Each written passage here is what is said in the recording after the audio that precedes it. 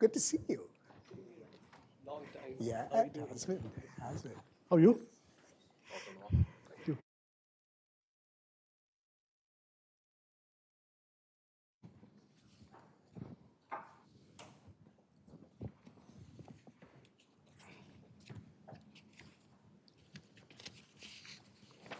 Got so quiet. Well, good afternoon to all of you, and welcome to the Carnegie Endowment for International Peace. I'm Ashley Tellis. I'm a senior fellow at the endowment, and I'm delighted to host this conversation that we have somewhat provocatively titled India in Modi's Third Term. I think the discussion could not be timelier because in a couple of days, India will begin the 18th exercise of this demonstrating universal franchise. And by all accounts, it's likely to set new records, even by India's long and established history of setting records where elections go. The elections promise to see the largest number of votes ever cast. And it could also see Prime Minister Modi return to power for a historic third term. Historic because he will be the first Prime Minister not belonging to the Congress Party to enjoy such a distinction. Of course, I do not want to presume that the outcome of this election is foreordained. We will all wait to see what the judgment of the Indian people brings. But by most reliable polling, it appears that our mildly provocative title might not be so provocative after all, because the betting is that Prime Minister Modi will return to office with most of the uncertainty revolving around the number of seats that he will get in this 18th Lok Sabha. In any case, I'm very privileged that we have two distinguished guests who, in the interests of truth in advertising, I must tell you are also good friends of mine. Ashok Malik and Alyssa Ayres.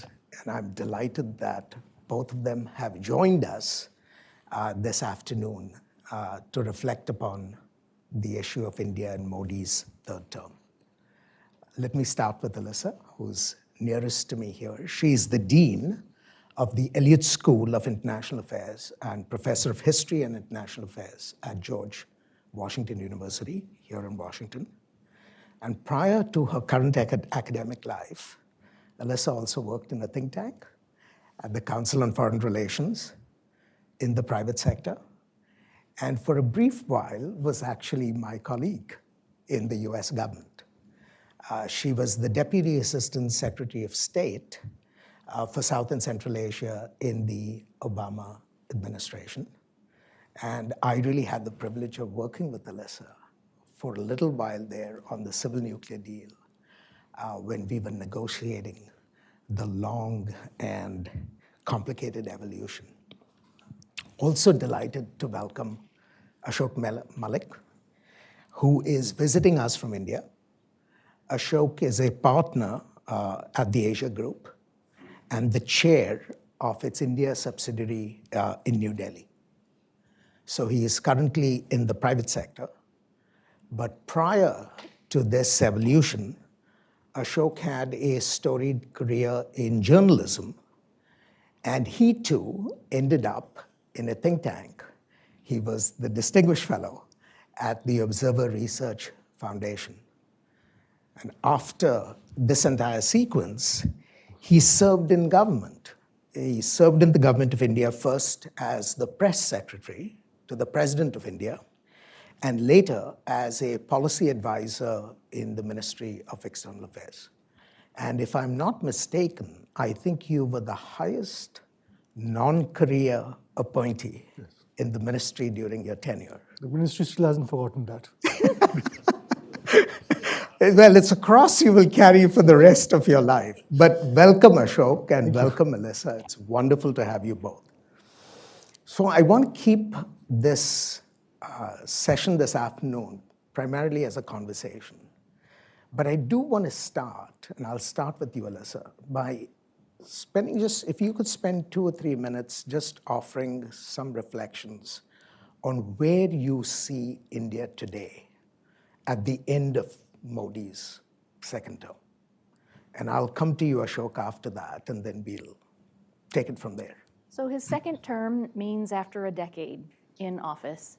And I think, let me speak to the kind of foreign policy India on the world stage, since that's been the subject of some of my more recent work. I think you look at India today after 10 years over the course of the past decade, and you see a country that is beginning to really fulfill its ambitions to be playing a noted role on the world stage as a global power. That has been a longstanding ambition of successive Indian governments, so this is not a new ambition, but I think it is now the case that you do see more countries around the world having India as part of their first or second circle of partners that they want to be closely consulting with or partnering with. And that's been the result of factors that were not unique to Mr. Modi, but have converged during his time in office. India's economic growth. A year and a half ago, India became the world's 5th largest economy. In market exchange rates, right? Not purchasing power parity terms. This is really a big deal. It means that India is now larger as an economy than the economy of the United Kingdom. That is a big deal. And that puts it in kind of a different category. India has not been a member of the G7 group of countries, but has increasingly been invited to join G7 summits as an invited guest. India is a member of the G20 since its inception, because it is one of the world's largest economies, even before it became the 5th largest. The past year, you saw the Indian government take the G20 presidency, which means that India hosted all of the G20 meetings throughout the course of 2023, and really make that kind of an international calling card. It was also a domestic calling card showcasing the way that India's Prime Minister had brought visibility for India on the world stage. Maybe Ashok will speak to some of the domestic impacts of this issue. But I think you do see India becoming much more of like country on speed dial, certainly for the United States. 20 years ago, it was probably more challenging to enter a foreign policy discussion and have India be among the top 5 countries that might come up. And I think that's not as much of a challenge anymore. You see the reemergence of the Quad, not simply as a one-time, one-off consultation on humanitarian assistance, which it was after the Asian tsunami, but the Revive formulation of the Quad, which began in the Trump administration and the Biden administration, has really expanded that. It's become a functioning minilateral organization. It is a small consultation, but it has big ambitions, and India is playing a very significant role in that. It is the only non-US ally that's part of this formulation, and that's ended up being okay. It seems not to have created kind of big challenges for that coordination, and the Quad is seeking to create both a security, public health, supply chain, economic set of consultations for the betterment of the broader Indo-Pacific. I wouldn't have imagined this in that way 15 years ago, for example. So I think this is a pretty positive set of outcomes. Now, I will say a couple things on the domestic side, and Ashok may have a different view, we may have different views here. There is some concern among different parts of the United States and US civil society on some of the direction of India's politics, the role for minorities in India's democracy. Nobody's arguing that India doesn't hold free and fair elections. Of course it does, it's an intensely large democracy. But I think there are some worries and fears that the kind of open, more ecumenical kind of India is changing. And so you do hear from different parts of the US government, from different organizations in the United States that follow these issues closely, that they're wondering about the direction India is headed. And so that, I think, will percolate out in future conversations. Let's see. Ashok may have a different view. Well, thank you for raising that whole palette of issues before I came to this event this afternoon. I actually went back and skimmed your book from many years ago, Time Has Come. And in some sense, you were almost prophetic because you caught the wave at the earliest phase of India's emergence as a great power. Ashok, how do you see it from inside India? Now, we see India sort of bursting on the world stage in the last few years, very much revolving around the activity of the Prime Minister and his own sort of persona. But how do you see it from within India? So the past 5 years especially, this is a 10-year period we're discussing, but they're actually two separate 5-year periods, which were both very different. The past 5 years have been a very gritty period for India. They've been very eventful, they've been packed with achievements, but they've also been packed with challenges, and they have been gritty, like for India, as for the rest of the world, but perhaps more so for India. COVID and the pandemic, the Chinese challenge at our borders, 100,000 troops, unprecedented in our history. Then the whole sort of meltdown of the global economic compact. We saw that with President Trump and then President Biden actually continuing that sense of contestation with China. And the Ukraine war, and of course the Middle East burst back to the world stage in an ugly way a few months ago. Now, this has been a gritty and challenging period, but also a very clarifying period. It has got many Indians who still thought there was room on that fence off the fence. We moved off the fence. We know where we are. We know who our friends are. We know where our interests lie. And essentially, we've taken a deep breath with the China relationship. And I don't think there's any going back now. China is an overwhelming factor when India looks at its security, its economic agenda, its global strategy, its global South strategy, its Indian Ocean strategy. China is just overwhelming. And this obviously means that countries that share our concerns about China are just countries we become much closer to. So in that sense, the US relationship today is different, not just from what it was 15 years ago, but from what it was 5 years ago. Now, the past 10 years have also been a period of great achievement in terms of infrastructure, digitization, formalization of the economy. To use one metric, we had 74 airports when Mr. Modi took office. Today we have 149. But much of the previous 74 have been upgraded as well. And I can cite similar figures for roads, highways, ports, whatever you want. There've also been strong foreign policy linkages with key countries, the US, the UAE, the Gulf countries, the EU, the FTA negotiations, which will conclude someday when we all have grandchildren, have begun again. But in a sense, India's transformation is contingent upon its a more energetic foreign policy and a domestic transformation, but much more than that, an economic transformation, which will really add to its composite national power. The ground for that has been laid, whether in terms of infrastructure or international partnerships. But the next 5 years will determine exactly what we can achieve. And that's what makes this 5-year period very crucial. And this is not just me saying it because there's an election ahead of us. If you look at the economic strategy of the government as spelled out by the Prime Minister, this would be validated. India's economy today is about $4 trillion, give or take a bit. About 15% of that is manufacturing. The government says it wants to move the economy to a roughly $10 trillion size by the second half of the 2030s, 25% of which is manufacturing, which is a very stiff metric, very, very stiff. But that's about a little over a decade away. So if we have to reach anywhere close to that number, the next 5 years have to be transformational, especially with the global opportunities in supply chains. So we are at the cusp of a make or break 5-year period. Now, coming to the issue you raised about domestic tensions and domestic issues. Look, they're not altogether absent, I'm not denying that. But frankly, in a time of global stress, of domestic stress, of economic restlessness, of social and economic dislocation, many democracies are facing such challenges. And social media adds to that because it amplifies everything.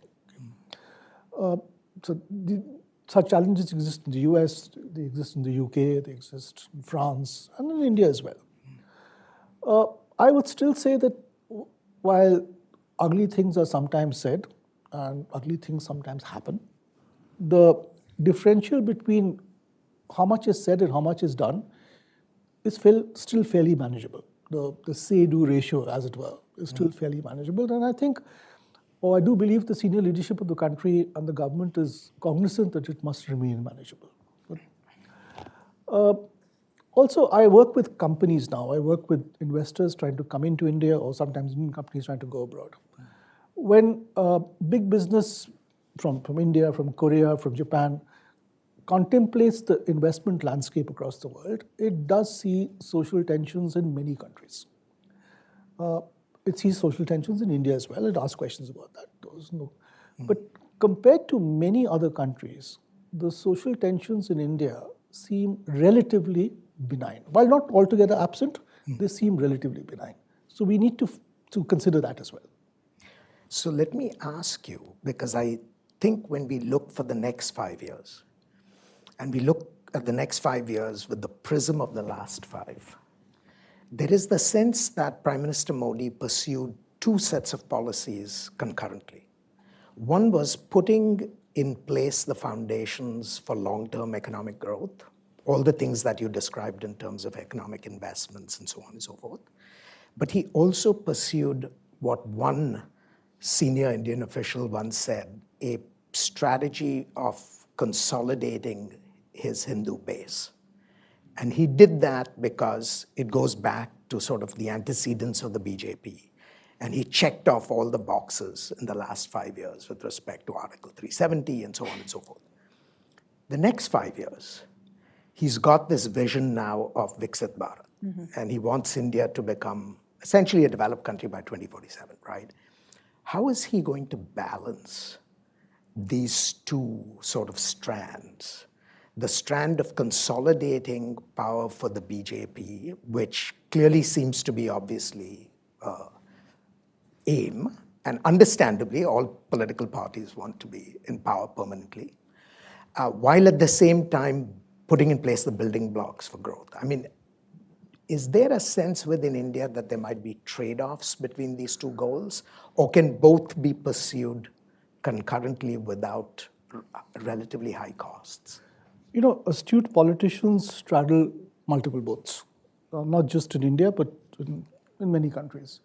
So I can answer that question about the domestic agenda, which you referred to, Kashmir, for instance, in multiple ways. One, with 2 successive majority governments, 2 successive victories, issues that mattered to the core of the BJP needed to be addressed. You couldn't keep ignoring them and saying, look, you've given us 2 good mandates, now but we're still doing something else. Okay? It would have been dishonest. Kashmir was crying out for some sort of a response. It has been for years, you know that better than I do. 40,000 people killed over 20 years.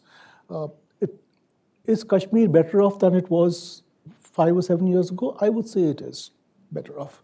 Is it where I'd like it to be? No, not at all. But some steps needed to be taken, and that response was popular. It had appeal across India. Because in a sense, Kashmir became the final fault line that the Indian state was battling. Relatively speaking, the fault lines in Mizoram, in even Nagaland, have been pacified one way or the other, sometimes with compromise, sometimes with military action, whatever it is. Even the Maoist challenge, though that there has been an incident only recently, is not what it was even 20 years ago. So Kashmir, in a sense, became the fault line on which the entire country's eyes were focused. I'll give you one example. When we had the Balakot incident in 2019 and an Indian pilot was captured by Pakistan, his release became the highest watched event across news, social soap operas, everything in Kerala. And 20 years ago, both of you know India, 20 years ago, Kerala wouldn't have bothered about Kashmir. But it became overwhelming, it needed to be addressed. And then, of course, there was the Ayodhya issue, which I'm glad it's reached a solution it has. I'm glad it's behind us. And there is a lot of people are happy with the temple being built. There are also people with another view, I appreciate. But this was something festering for years, for decades. It needed to come to a solution. And it has. It's not a perfect solution. Not everyone's happy, but it's a solution that is broadly accepted. Now, I don't think there is a desire to keep pushing and looking for other such issues and themes down the line, because the economic agenda, the economic transformation of India is extremely important, not just for the government, but for middle-class India. I mean, you have a country today which has more internal migration than ever before in its history because of the macroeconomic churning. And people are conscious of that. People do recognize that identity matters, and of course it does. And as you become more prosperous, it matters even more. But the economy and the idea that India can matter much more on the world stage is an overwhelming sentiment. Let me come back to the question of the economy, because that, to my mind, in many ways is the central driver for what happens.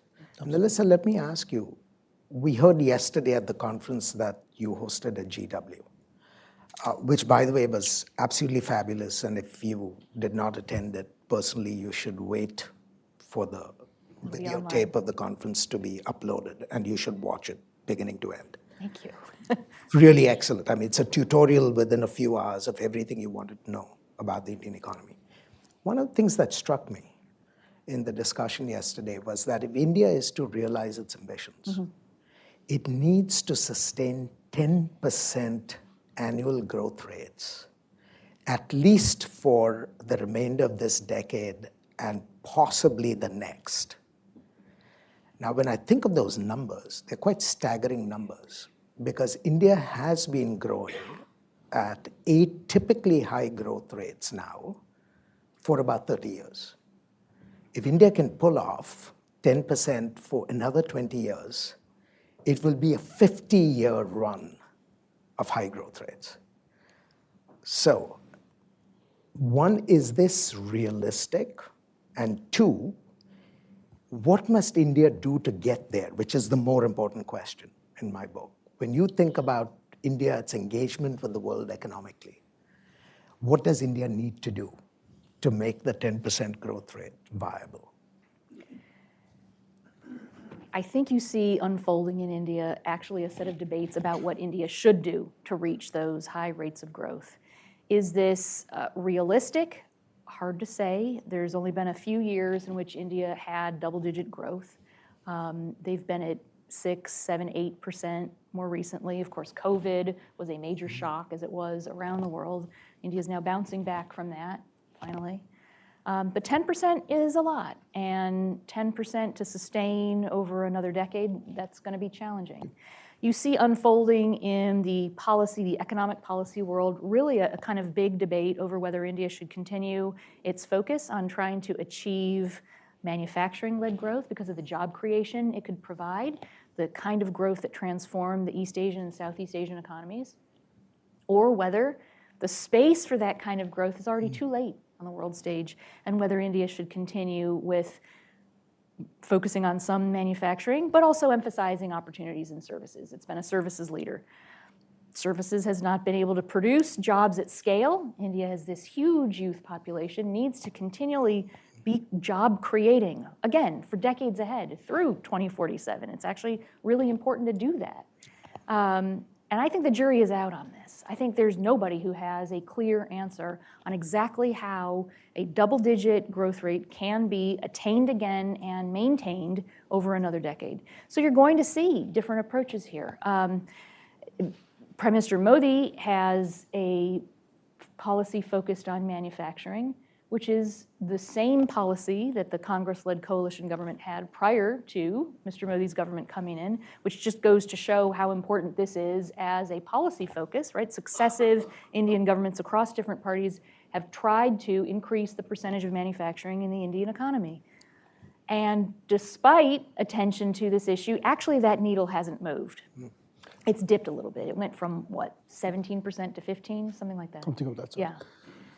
And so that's an important question, right? Yeah. How can India increase that percentage of manufacturing in GDP? How can it do so over a long period? Does it need to do so anymore? Are there other ways that India can create jobs for this huge demographic, help the economy continue high rates of growth for that transformation that the country, not just the BJP-led country, but the successive Indian governments have been talking about for years? So after saying all that, I don't have a magic prescription here. And I think we're going to continue to see this as a big debate in Indian society, particularly among policymakers focused on the economy. Let me jump off that set of remarks because I agree with you completely. I edited a book about 5 years ago. I remember. Looking about India and the quest for greatness. And one of the things we found in the work that Rakesh Mohan did actually for that book was that you can't get to these stratospheric growth rates without manufacturing. So it raises two questions that I want to pose to you, Ashok. Is capital-intensive, high-technology manufacturing, which is what the Prime Minister seems to be pushing very hard with Apple and semiconductors and Tesla and so on and so forth, is that the solution when India is still a labor surplus economy? So that's question number one. And two, are there other things that have to be done in the reform circuit to sort of shake the factors of production loose in order to be able to sustain this emphasis on manufacturing over the next decade? So leave the services versus manufacturing question aside because I don't think it's a particularly productive question. You need both. You need both. And, exactly. And for the prosperity of the Indian people, whether they have a job or don't have a job, you need growth. So that's taken for granted. Let me put it this way.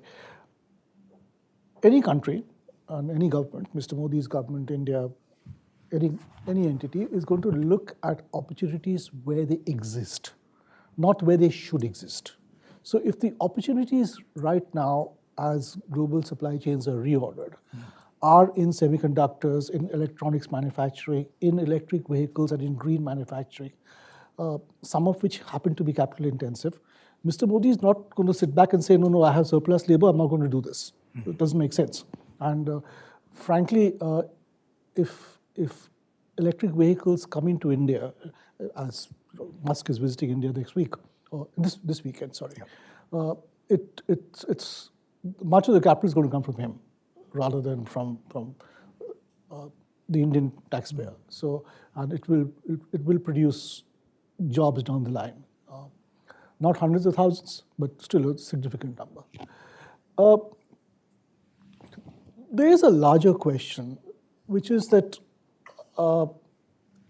is manufacturing, labor-intensive manufacturing leading to exports, which is the model the East Asian tigers followed and China followed. Can that model be entirely replicated in India? Frankly, I don't think it does. It can, because I don't think there's any new China. There's no next China. We have seen a meltdown of that model, and we've seen a dispersal of that model across geographies, including here, the reindustrialization of America, which China did not have to cope with. India has to cope with that. India has to cope with that as a trade partner, as a competitor for investment, including American investment. China didn't. I had a major semiconductor manufacturer coming to India last year to look at an investment. Three visits, intense visits. And they were looking at India, Vietnam, and Japan. And he told me, he said, Vietnam, the reddest of the red carpets, but 99 million people, very few engineers. Japan, the ecosystem is all there, but it's bloody expensive. India, a large number of engineers. Some of them need to be reskilled. We'll do it, but the talent pool is there. The geographical expanse is there, but no ecosystem yet. So there's no perfect answer. There's no, it's not that you can come to India and get all that you need, or you go to Vietnam and get all you need. We'll all get a little bit of the slice.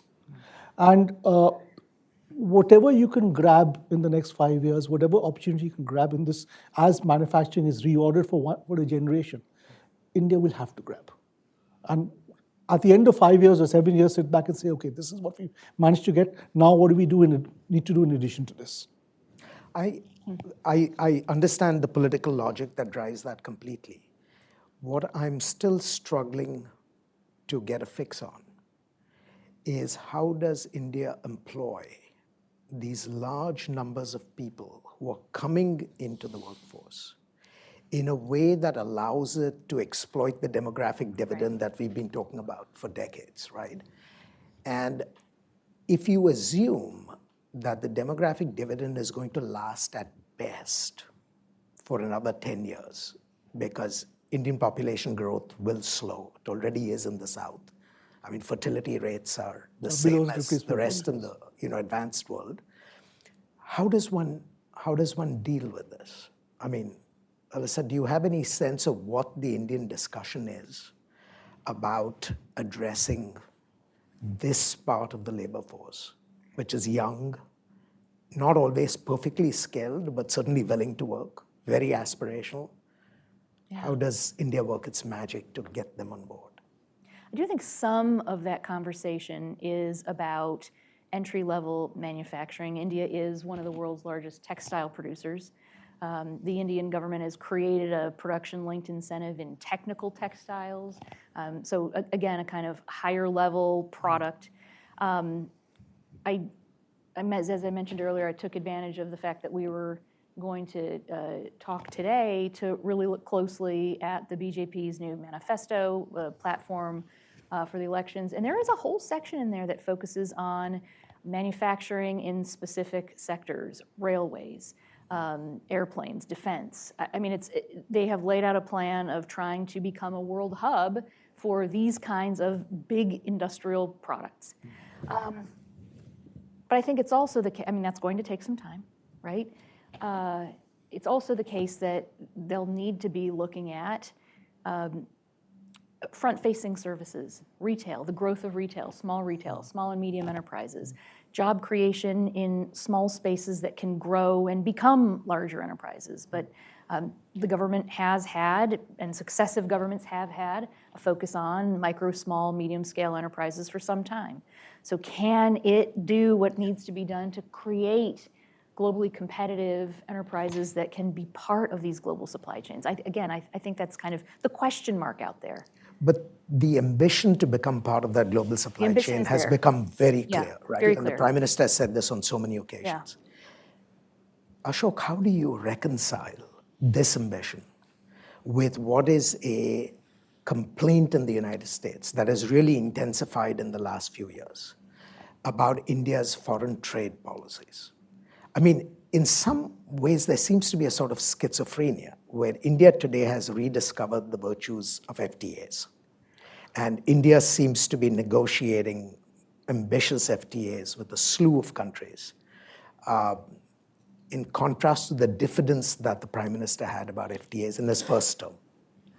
But at the same time, the objective of becoming part of a global supply chain is counteracted by the rise in tariffs, increasing protectionism, and India is not unique. I mean, we are now slowly becoming world leaders in that same path. But for India, the costs are high, right? Because we already have connectivity with the world. India is trying to build that connectivity. In a third term, will the Prime Minister sort of confront this tension and take it head on? Okay, so FTAs, there's a bit of a history here. India signed a slew of FTAs in the early 2000s, primarily with countries to its east, ASEAN as a collective and then individual countries within ASEAN. There was an idealism to that process. perhaps people felt that domestic industry would miraculously reorganize itself to take advantage of market access. It didn't quite work that way. It ended up providing entry for cheap imports and eventually cheap Chinese imports. And that it invited a political pushback, as it has, frankly, here as well. There was a correction to it when Mr. Modi came to office, because many of those trade agreements came up for renewal then. That correction, that pause, perhaps went a bit too far, and it led to no movement on trade. And then, of course, RCEP was a defining moment when at least two Indian ministers told me that whichever way we look at it, RCEP looks to be like an FTA with China, which we don't want to do. Politically, it's impossible, and we'll become part of the Chinese system. And that was the... So the FTAs we've negotiated since then, the past 3 or 4 years, I wouldn't call them ambitious. I'd call them pragmatic, and I wouldn't even call them free trade agreements in the sense we defined them in the early 2000s. They are feasible trade agreements, and every agreement has its own feasibility test. The FTA with EFTA, the 4 EFTA countries, offers tariff concessions contingent upon $10 billion of investment in 10 years or 15 years, which is very unusual. But so today's FTAs are more we like you, let's do business together, rather than a genuine FTA. And this is, again, true for all countries, not just for India. But the other point you raised about if you want to enter global value chains, how do you rationalize tariffs, especially for ingredients and components? That's been a long-standing debate, or a very intense debate between, frankly, the finance ministry in India and the industry ministry in India. So it's not just between international stakeholders in India, it's at the heart of the government. And there is some hope, and I do believe this is a combination of what I've heard and what I've read and what perhaps wishful thinking as well, that there will be some rationalization very early in the new government's, if this government comes back to office, of course, very early in the new government's term. Because minus that rationalization, India will simply not see the integration with global value chains that it desires. Right. And that's recognized. So let me use that as a launch pad to actually turn to foreign relations, because implicit in this understanding is that India is going to not only become part of a global system, but is also rethinking its foreign relations, as you pointed out in your early remarks. And I want to start with that question. It seems to me today that US-India relations are the best they've been as long as I've been in this business. Absolutely. And those have been driven, I think, by 2 variables which have interacted sort of productively. There is an increase in US-China rivalry, which was many years in the coming, but has finally come. And there has been an upsurge in scratchiness in Sino-Indian relations because of all the developments post-2020. So Alyssa, let me ask you, when you look at these 2 sort of relationships which are troubled, is this a sustainable basis for us to maintain a relationship with India? I mean, I understand the Kautilyan principle of enemy of my enemy is my friend, and so on and so forth. But how do you see the long-term incentives for the United States and India to sustain this relationship, even beyond the China factor? Well, I don't think the China factor is the only basis for an expanded relationship. But I do think that it has provided a backdrop in which, as Ashok said, India has decided that it knows and understands where its partners and supporters will be.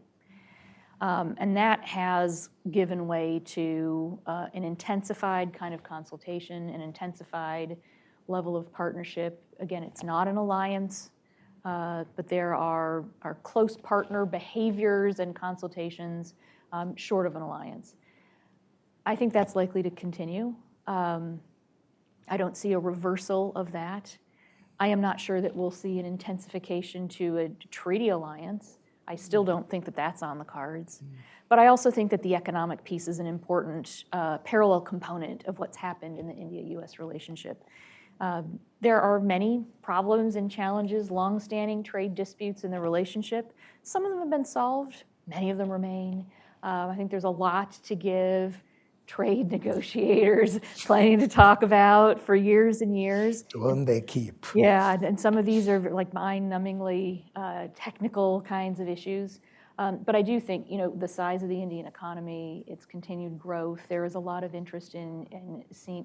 The Indian government has sought investment in the Indian economy, and that has also been a reason to keep American companies engaged and returning, to try to negotiate what their best opportunity might be for the Indian market or for India as a hub for markets nearby. And I think that's going to continue to be an important piece of what ties the countries together.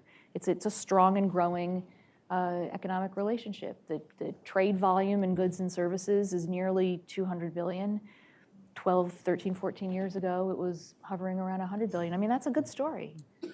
There's still problems, right? I'm not pretending there aren't, but this is really quite something at a time when there is a politically led push, certainly in the United States, to think about friendshoring, supply chain relocation to places that do not produce the same kind of risk or uncertainty for American companies. So I think that's another piece of it. So I think the China factor has helped bring the countries together, there's no doubt.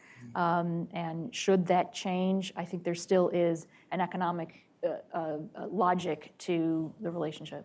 So tie the pieces for us together, Ashok. I mean, you worked with all the principals in the current government as they reformulated their relationship with the United States. What is India's long-term vision for its partnership with the US? We understand the building blocks, we understand the economic block, the strategic block, and so on and so forth. But where can this go? Where would India like to see it go? Look, we are fundamentally comfortable with the world order that the US undergirded and has undergirded for the past half century. We want tweaks here and there. We want to be in the Security Council, all of that. But we are fundamentally much more comfortable with this than we were, say, 30 or 40 years ago. And certainly than we would be if the Chinese created an alternative, especially in Asia. And you can see that, trade disputes will continue to happen and will always be there. But the currency of economic partnership today is, I would say, resilient and reliable supply chains and technology arrangements. And in both of those, the Indians and the Americans are working together more than they ever have. Well, there is some competition, I'm not denying that. Second, there's also burden sharing. We recognize that the US will, for various reasons, including domestic pressures and more interrogative politics at home, will not be able to devote the resources to expeditionary missions abroad and to foreign policy generally that it has over the past many decades. So you're seeing that in Indo-Pacific, you're seeing that in Indian Ocean, you're seeing that most recently in the Middle East, and what's happened with the pirates after the Iranian auxiliaries got to work. You have a US-led naval mission in one part of the ocean. You have a parallel Indian mission, which is not part of a treaty alliance or something, but is doing just the same thing, and obviously in coordination, and is very active in the Gulf of Aden and the Indian Ocean. And I expect to see much more of this happening, not just in theaters close to India's shores, but gradually further afield. This has been called the most consequential relationship for India anywhere in the world. And quite honestly, I think that the consequence of the relationship will only grow. Well, that is reassuring to hear, because I think at the back of the minds of many observers in the US, there's clearly a delight that the relationship has transformed in these ways. But there are still questions out there about where we can go. Mm-hmm. And if you tell me that at the end of the day, India is still fundamentally comfortable with a US-led international order, despite whatever efforts it may make here and there to sort of improve its status position and so actually, they are Cold War warriors in this town. They're Cold War warriors and retired diplomats in that town who sit back and talk about USS Enterprise, okay, even to this day. But the fact is, I'm quoting your friend and my previous boss, Mr. Jaishankar. If you look at Indians and where do they want to study? Where do they want to go for a holiday? Frankly, not St. Petersburg, even though St. Petersburg is a lovely city. Where do they want to send their children for education? Where do they want to source their technology from? Where do they want to source their investments or capital from? It's largely the US and allied countries. And essentially, half a dozen or 6 dozen foreign policy pundits in a national capital cannot alter the course of foreign policy if society is moving in another direction. Sure. I know we are coming up on time when I have to bring you into the conversation. I'm looking forward to doing that, but I cannot let the two of you go without coming back to the questions of domestic politics for just a few minutes. If the polling is correct, that Prime Minister Modi will be re-elected, and likely with a comfortable enough majority to dominate Indian politics for another 5 years. Ashok, let me ask you, what do you see as the future of Indian democracy? By which I mean, for the longest time, India was very comfortable with what was called the Congress system. The Congress was hegemonic in Indian politics for many decades. It appears like we might be transitioning now to a BJP system where the BJP is hegemonic. And we will have to wait and see what the results bring with respect to South India in particular, and whether the party can penetrate the South. But if we are on the cusp of a transition to a BJP system, do we have reasons to be concerned about the health of Indian democracy? And I don't mean that simply about concerns about minorities and so on and so forth, though that is commonplace. But the question of a party that has overwhelming power at the center, that has an extraordinary mandate vis-a-vis civil society, other arms of government, the press, and so on and so forth. What does this tell us when we think about Indian democracy 5 years from now, when we might be having a revisitation of this conversation? As an Indian, I must confess to being disappointed that my country has never had a stable two-party system. The Congress dominated, and other parties, including the BJP, were very small and inconsequential. The BJP suddenly surged 2014 onwards, and that was the moment the Congress chose to commit suicide and has become a very small party today. So, as someone committed to Indian democracy as an Indian citizen, irrespective of which party I vote for, this is disappointing because one would like to see competition. It keeps governments on their toes. Having said that, it's not just an opposition party that keeps a government or a ruling party or a ruling system on its toes. There are other correctives. I'll give you one example. Mr. Modi is not just popular in India today, he's revered. And I don't use that word loosely. He is extremely popular. He's the most popular Prime Minister I have seen in my lifetime. And perhaps Nehru in the early 50s or something could compare.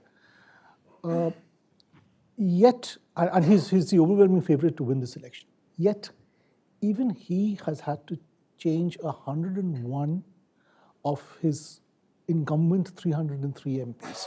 He's had to change them because he recognizes that even with his popularity, perhaps the hostility to them or some ill feeling towards them vis-a-vis their performance as MPs could lead to a problem. So, democracy has this way of offering correctives and of telling the ruling party or the Prime Minister of the day that you need to take some steps to sort of compensate for excesses.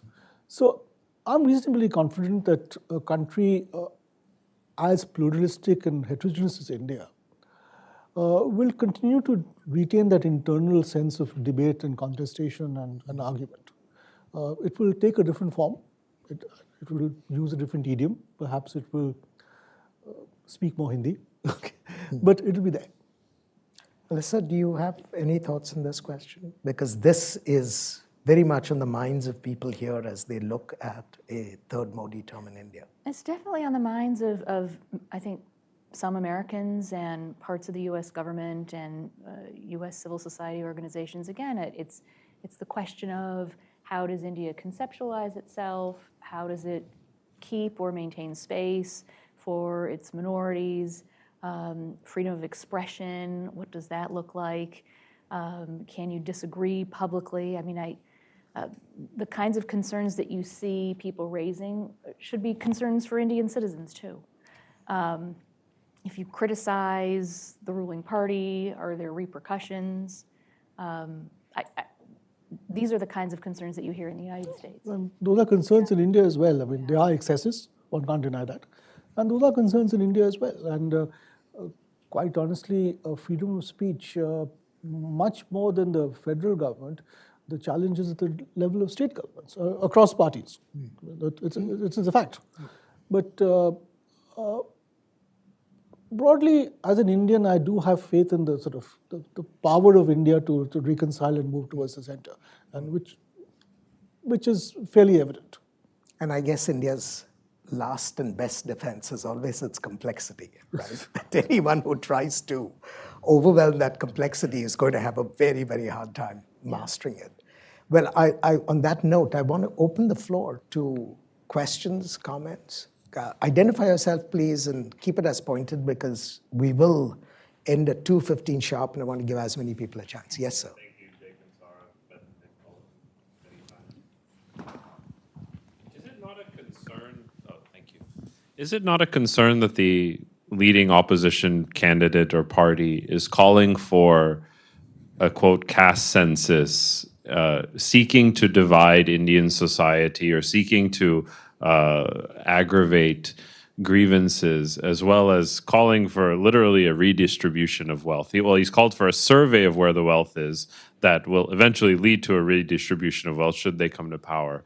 Isn't that something that America has actually stood against in many societies around the world? And why is the U.S. government not, concerned about that rhetoric? We don't have a U.S. government representative to answer for us, but do you want to sort of just address this? And This is a campaign promise. It's not policy. I don't know that this would. I've never seen the USG make a public statement on something that is kind of just out there. That's not an actionable policy.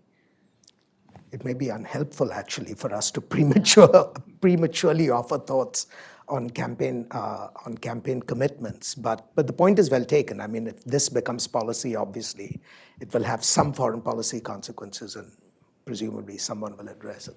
Yes, sir. Right.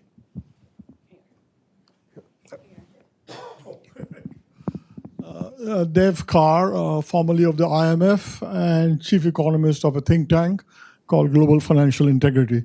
My question to Ashok is, how do you reconcile Prime Minister Modi's often off-stated policy, sabke saath, sabke vikas, meaning with everybody and with everybody's, we are for everybody's improvement, with the fact that he has no minorities basically to speak of in his cabinet? I find it's very hard to reconcile the two. And how would he do that? Can we take one more question as well? Because I want to give everyone a chance. Yes, right. Ashok, and anybody who wants to take this. My name is Akshat Vishal, and I'm an international development specialist. The story which we are often missing out between India-America relationship is how these two countries are coming together, addressing one of the major threat to our globe, which is climate change. A lot has been achieved in that direction since Obama administration, especially when Prime Minister Modi came into power, and it has remained consistent.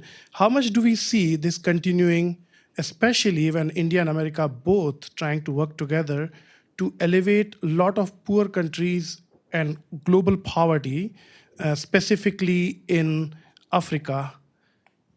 Sorry, so what is the question? So how much this agenda is going to continue addressing the climate change issues and poverty reduction in all the continents, specifically on Africa? And then that's cooperatively between the US and India. Why did you take the first one, Ashok? Okay. The minorities So question. the minorities question, and look, Sabka Saath, Sabka Vikas, and the two issues you raise both exist. So Sabka Saath, Sabka Vikas could refer to just public policies which are frankly accessible to all citizens. So if rural roads are being built, if almost every Indian today has some sort of a house, a decent house with modern sewage, a kitchen and all that, it obviously means every Indian who's a Hindu, Muslim, minority, whatever. So you have seen prosperity, if I can use that word, or certainly a basic minimum dignity being made available in terms of concrete deliverables to a vast, very overwhelming number of Indian citizens, perhaps almost universal, irrespective of community. So in that, there has been no discrimination, and there should not be, of course. Okay. In terms of the conversation, I wouldn't go into, the problem. Second question you're asking about the relationship with the minorities does not really get resolved if you make two Muslims ministers. There's a broader question you're asking, and I'll tackle that. Okay. The conversation between the BJP and India's principal minority is far from complete or far from adequate. I admit that. I mean, it's clear. And there's a still broader question about the rise of a new Muslim middle class in India and how contemporary India will accommodate that. You see, at the time of independence, the Muslim elite, much of it, and the Muslim middle class, much of it, left for Pakistan, which is why our middle class hardly had Muslim representation for many years. And there were a few sort of old Nawabs who stayed back, but it was very limited. So if you looked at the civil service in the 60s or 70s, it was hardly any Muslims as a seniors, because those who would have been serving in those positions were sitting in Pakistan. And the same goes for the corporate sector. But over the past 20 odd years, since the economy began to open up, and this is a phenomenon which has been advanced by Modi's reforms, it was advanced by Manmohan Singh's reforms, there has been the emergence of a new Muslim middle class. People from ordinary families, first generation middle class, coming into professions such as the corporate sector, journalism, academia, and so on. And this, of course, this is a very positive phenomenon. But how India as a society accommodates this new middle class, Muslim middle class, which will have its own aspirations, its own opinions as well, is, I would say, I wouldn't say it's a challenge, but it's a big phenomenon ahead of the country. And it's what the BJP does with one or two Muslim ministers is only one small sub-segment of this larger phenomenon, which will be something which any student of India will need to watch and study over the next decade, I would say. Alyssa, would you like to take the question about what we can do on Sustainability. climate change, poverty reduction, and so on? Yeah, I think it's pretty clear that the BJP, I mean, this has been a passion for Prime Minister Modi, the idea of being a leader globally in sustainability, in keeping India a country that is attentive to its environment. Part of, it's pretty interesting. Take a look at the new BJP election manifesto. There's a whole section in there on sustainability, ecotourism. India is a place that is leading the world on these kinds of questions. So I think that will continue to be an area of priority for India. I think your question was about collaboration with the United States in this space. The United States is having an election this year, by the way, in case you didn't know.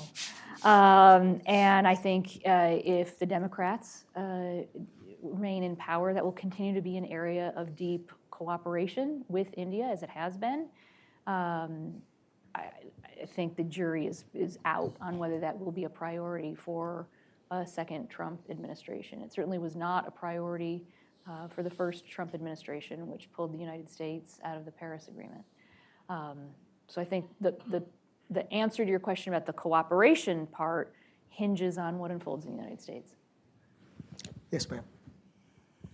Thank you. Namaste. Hello. My name is Anjali Gulati with Georgetown University and the United Nations Association.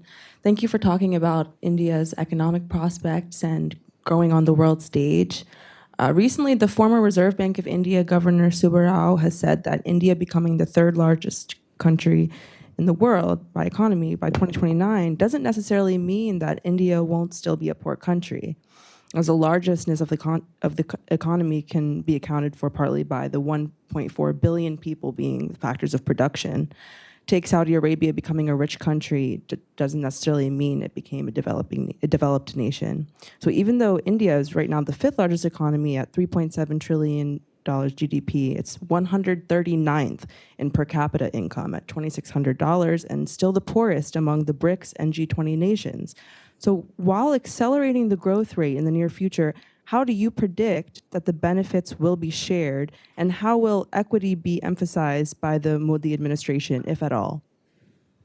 This is why everybody cares about jobs and job creation. Absolutely. Yeah, look, what you're saying is absolutely correct. I mean, that's what we've been discussing here. Mr. Modi, for instance, talks about India being a developed country by 2047. It stands to reason that he recognizes it's not developed today. And even if our GDP doubles, per capita income will rise, but we will still have a lot of people who may not be absolutely wretchedly poor, because I think the wretched poverty of my childhood is probably behind us. But there are people who are just short of being poor. Okay? And they'll still live a precarious existence, and they will continue to. And that has to be addressed. But look, there have been gains as well, and not just in the past 10 years, but even in the period before that. Gains that have been created or have come because of economic growth and what it has allowed us to do. So if you look at the fact that almost every Indian, as far as I know, has a house today, which was not the case even when I was growing up. Okay? It's a small house, it's not a mansion, but it's a house, it's something to stay in. If you look at nutrition, there are still problems, but we're discussing nutrition today, not hunger. Now, should we be discussing malnutrition? Obviously not. But I would say it's an achievement vis-a-vis where we were discussing hunger, absolute hunger. Now at least we're discussing nutrition, and we need to address that. So there has been progress, and that progress has only got accelerated as the economy has grown. Do we need to do more? Absolutely we do. But minus growth, we will not have the resources to do it.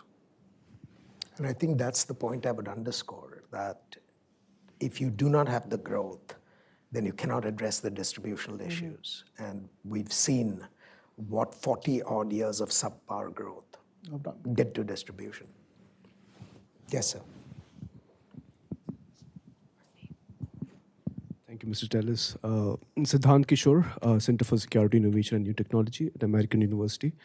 My question is regarding India's position in the next 5 years. If we zoom out and look at its global positioning, in a likely scenario of turbulent waters, in a likely scenario of a Taiwan conflict in the Taiwan Strait, what kind of shockwaves it might create in terms of global electronic supply chain, and where would India be in that position? Considering that in the past two conflicts, most recent conflicts, India has very carefully been able to hedge through and... Sorry, which conflict? Taiwan. If there is a conflict in the next 5 years, because it is a hub of global electronic supply chain. So how would that impact India? Where would India's position be at that moment? Let me take a second question as well. Yes, sir. Akshat Singh from CSIS India Chair. Thank you, Ashley, for a wonderful session. My question is to Ashok. On the subject of global supply chains, you talked about rationalization. What exact rationalization are we talking about here? Is it GST, labor code, custom clearances, and so on? Okay. Second question, there was a recent report by the Chief Economic Advisor of India where he puts numbers on India's total reliance on China for global supply chains. The numbers were pretty staggering. Over 20% of all foreign inputs are from China. What sort of reforms can we look forward to in terms of supply chain diversification? Thank you. Okay. Multiple questions. Let's start with... Multiple, yeah. Let's start with Taiwan. Look, this is turning out to be a bit of a decade from hell. As I said, unlike China's growth, which took place in a benign geopolitical environment. India's growth in the 2020s is taking place amid upheaval. If there is a conflict over Taiwan, how will India respond? It depends on the nature of the conflict. Conflict is calibrated, response will also be calibrated. Okay? And that's true for the US as well. But certainly there would be disruption. I don't expect India to be directly involved in the conflict. But if the US, for instance, gets involved, I do expect India to take over sea patrolling in other parts of the Indian Ocean, as has happened in the past, for instance. And we certainly would not want Taiwan to be annexed by China with a show of military force, because that would have implications for Asian geopolitics well beyond the semiconductor ecosystem. Even if the semiconductor ecosystem miraculously is dispersed across many geographies, it will have, even if that were to happen, Taiwan's annexation would have implications. It would make China much more unpredictable as a power and too overwhelming. In terms of rationalization, what I was talking about was rationalization of tariffs, especially tariffs for components, which in some cases are much higher than they frankly need to be, and do not allow for sufficient movement of supply chains to India and value addition within India. And this is the debate which the Department of Revenue and the Department of Industry, not just a debate, it's an argument, keep having, because the Department of Revenue wants to maximize revenue coming in. The Department of Industry says take a more rational view, because this could lead to greater value addition within India. So what was the other question you asked about? Supply chain diversification. Supply chain from China. Look, China will remain a very important trading partner for all of us. Okay? It's not going away. The question is, in terms of strategic purchases, your defense, your power infrastructure, telecom infrastructure, in terms of emerging technologies, the semiconductor ecosystem, can you create alternatives to China? Some of those alternatives within your own country. That is the key question. Whether I'm buying a cheap toy from China or not is less important than whether my government or my power utility is buying equipment from China or not. So, of course, I want Indians to make toys as well. That's a separate matter. But it's not that the world can stop trading with China. That's not going to happen. But in key areas, in critical commodities and products and technologies, can you de-risk yourself from China? Can you, get off the China drug? That is the key question. Yes, ma'am. Hi, my name is Nicole McCloskey. I'm an associate at the Asia Group. And off of Akshat's question on supply chain diversification, I think if we look at India today, we can kind of see what sectors they're focusing on based on their PLI schemes. Over the next 5 years, what do you all think India will focus on in terms of its PLI schemes? And what sectors can we expect India to expand those PLI schemes in? How much will those PLI schemes be decided on by India's and the world's dependence on Chinese supply chains? So my question is are the what sectors do you believe PLI schemes will focus on in the next 5 years if we see a returning Modi government? And do you foresee more PLI schemes being put in place over the next 5 years, or any being kind of phased out based on their performance so far? I'll take a second question as well, please. Yeah. Hi, thank you for a very good session. I'm Amita Sarkar. I belong to the Indian Chamber of Commerce called the CII. My question is for Alyssa. In your perception, what could be the biggest stumbling block or a potential fault line as the country surges towards becoming a developed country, and something for us to watch out for. Thank you. Do you want to take the first question on PLIs and the future of PLIs? So, well, I do expect PLIs to be expanded and to grow into other areas. What exactly are PLIs? These are production-linked incentive programs which offer a subsidy if you move manufacturing or begin manufacturing in India. They are a recognition that India hasn't adequately carried out factor market reforms and is sometimes a little more expensive than it should be as a manufacturing destination. But it's supposed to be a sweetener, initial sweetener. It has worked in mobile phones and consumer electronics. I expect in consumer electronics, semiconductors, emerging technologies, especially technologies important for the green economy and for climate adaptation and climate change, including electric vehicles. I expect these are the areas India will certainly focus on. These are areas where it does not want to build dependencies vis-a-vis China. To cite one example, Tesla is being welcomed to India. BYD has been kept out of India. Even in areas such as electric vehicles, India has made a strategic choice. That tells you something about the direction. PLI schemes will also come in areas where potentially can have a lot of job creation ability. Textiles, of course, also toys. I expect toys because that's an area Prime Minister Modi has been pushing on. We can really grow there. So it's either high-tech areas where you have a China problem or job creation areas. Just one quick thing on this. Yes, please. I was very surprised to see in the BJP's new election manifesto an emphasis on lab-grown diamonds. I didn't know this was going to be a priority area, but it's in there. So they may be telegraphing something there too. It is. We've had a problem. I presume that's for industrial users? No, also for jewelry. Yeah. They're cheaper, obviously.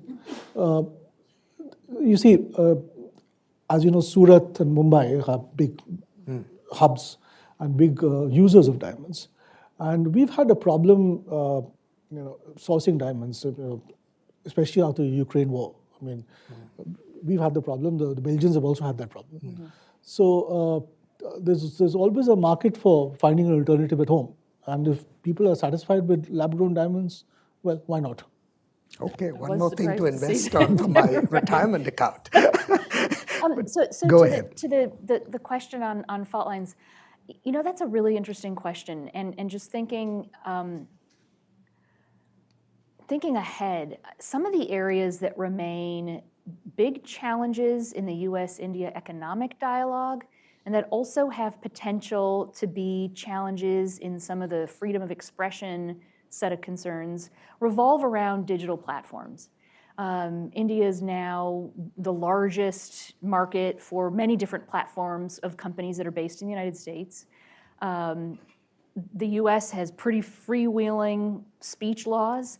That is not true in India, and so that's a source of tension. And I would expect that as some of these, big questions remaining about data localization, digital rights, how India will put in place its guidelines and laws surrounding the digital economy, I would expect that these could be areas of potential future challenge. They already are, they just have not been fully decided. Some things are still out, legislation is still moving. I would look to that space as a potential fault line. Well, on that note, I have to call this meeting to an end. All good things come to an end.